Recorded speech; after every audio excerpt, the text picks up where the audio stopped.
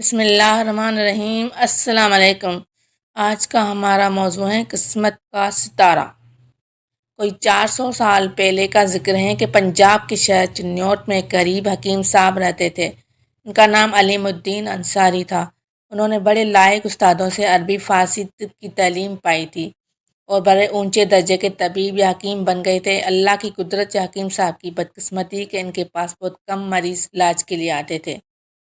حالانکہ وہ شہر کے دوسرے سب حکیموں سے لائق تھے، دوسرے طبیبوں کے پاس مریضوں کا تانتا لگا رہتا تھا، لیکن حکیم علیم الدین انصاری کے پاس کوئی عقادہ کا مریض ہی آتا تھا۔ اس کا نتیجہ یہ ہوا کہ حکیم صاحب بہت غریب ہو گئے، اتنے غریب کہ کئی دن تک ان کے گھر میں چولہا نہیں جلتا تھا۔ حکیم صاحب کو گھر والوں سمیت فاقے کرنے پڑتے تھے۔ حکیم صاحب تو صبر کر لیتے تھے، لیکن ان کی بیوی کو بہت غصہ آتا تھا۔ وہ ان کو ہر وقت جلی کٹی سناتے رہتے تھے۔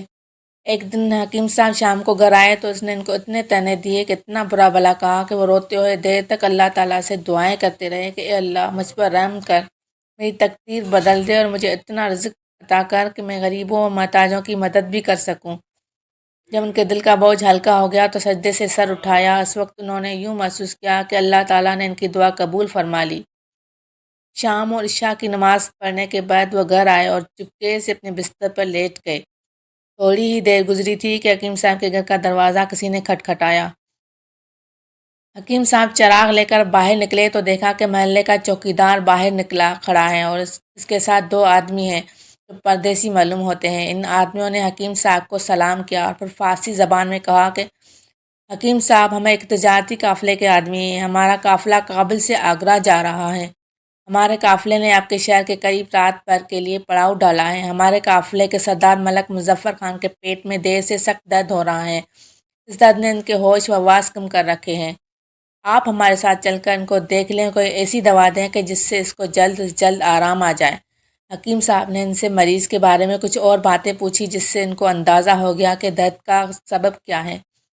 انہوں نے اس کو دور کرنے کے لیے کچھ دوائیں لی اور ان آدمیوں کے ساتھ قافلے میں پہنچ گئے۔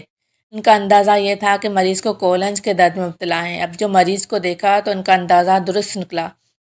مریض کو اس مرض کی دوائیں کھلائیں اور درد کے مقام پر کپڑا گرم کر کے ٹکور کی۔ اللہ نے فضل کیا کہ مریض کا درد دیکھتے ہی دیکھتے دور ہو گیا اور وہ حشاش بشاش ہو گیا۔ حکیم صاحب ملک مظفر خان سے رخصت ہو کر گھر جانے لگے تو اس نے ان کو 10 دینار دیے۔ دینار سونے کا سکہ ہوتا تھا جس کی قیمت آج کل کے زمانے میں کئی ہزار روپے بنتی ہیں۔ دینار دیتے وقت ملک مظفر خان نے ان سے یہ بھی کہا کہ کل صبح پھر تشریف لائیے اور مجھے دیکھ لیجئے۔ حکیم صاحب بہت اچھا کہہ کر گھر آئے اور 10 دینار بیوی کے ساتھ ہاتھ پر رکھ کر دیے۔ سارا قصہ ان کو سنایا۔ اس نے 10 دینار کبھی خواب میں بھی نہیں دیکھے تھے۔ یہ پا کر بہت خوش ہو گئی اور بار بار اللہ کا شکر ادا کرنے لگی۔ دوسرے دن صبح کو حکیم صاحب ملک مظفر خان کے پاس گئے تو اسے بالکل ٹھیک اور خوش و خرم پایا۔ اس نے حکیم صاحب سے کہا کہ ہمارا قافلہ کچھ دیر بعد یہاں سے آگرہ کی طرف روانہ ہونے والا ہے۔